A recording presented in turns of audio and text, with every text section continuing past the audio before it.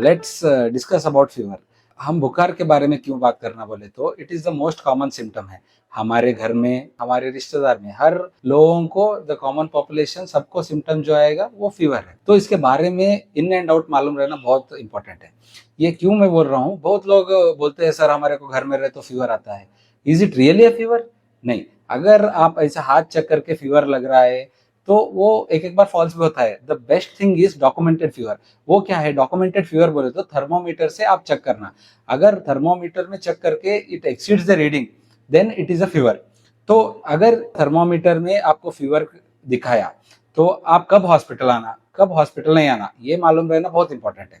कब नहीं आना बोले तो अगर आपका फीवर 9900 डिग्री है, सोर थ्रोट है, लिटिल बिट ऑफ माइल्जिया है, तो आप बेसिक हाइड्रेशन, ओआरएस लेना और पैरासिटामोल लिए तो एक दो तीन दिन में it is mostly viral, so settle हो जाएगा। अगर जब आप हॉस्पिटल आना, ये बहुत इंपॉर्टेंट है। अगर आपका बुखार 102 डिग्री, 103 डिग्री के ऊपर है और आपको हर पैरासिटामोल लेने के बाद 2-3 घंटे के बाद बुखार आ रहा है, then it is awareness call. ये फीवर घर पे मैनेज नहीं होते हैं। स्पेशली अगर आप यंग है, we can little bit of take risk, but अगर आप कोमॉर्बिडिटी है, मतलब आपको, आपके दादा नाना नानी को बीपी, शुगर, थायराइड है और मल्टीपल टैबलेट्स पे है, तो ये लोग बहुत हाई रिस्क होते हैं।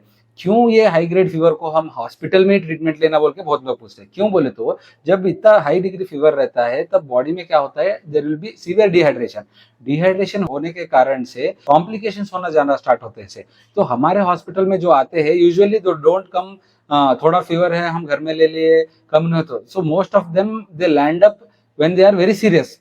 सो ये अवॉइड करने के लिए, even if you have fever at 102 103 degree, आप हॉस्पिटल आके एक बार डॉक्टर से कंसल्ट करेंगे तो ये बहुत better. Because over these many years of experience we have seen fever associated complications are very dangerous than a simple fever.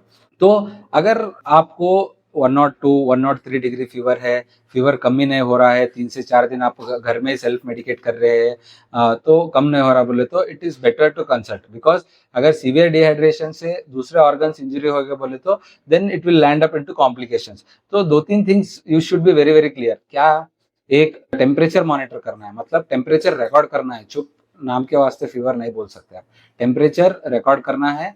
अगर fever less than 100 है, घर पे ही ट्रीटमेंट हो जाएगा। अगर 102 103 से ज्यादा है, अपने फिजिशियन से कंसल्ट करिए, एडिक्वेट ट्रीटमेंट लीजिए। फीवर से जान नहीं जाती, उसके रिलेटेड कॉम्प्लिकेशन से जान जाने की जरूरत है। तो वो होने से पहले आप अवेयर होके फर्स्ट सेटिंग में आए तो आपको भी बेहतर है, आपके रिलेटिव्स को भी बेहतर है, एंड वो आपको हॉस्पिटल एंड कॉस्ट कटिंग भी हेल्प करेगा। धन्यवाद।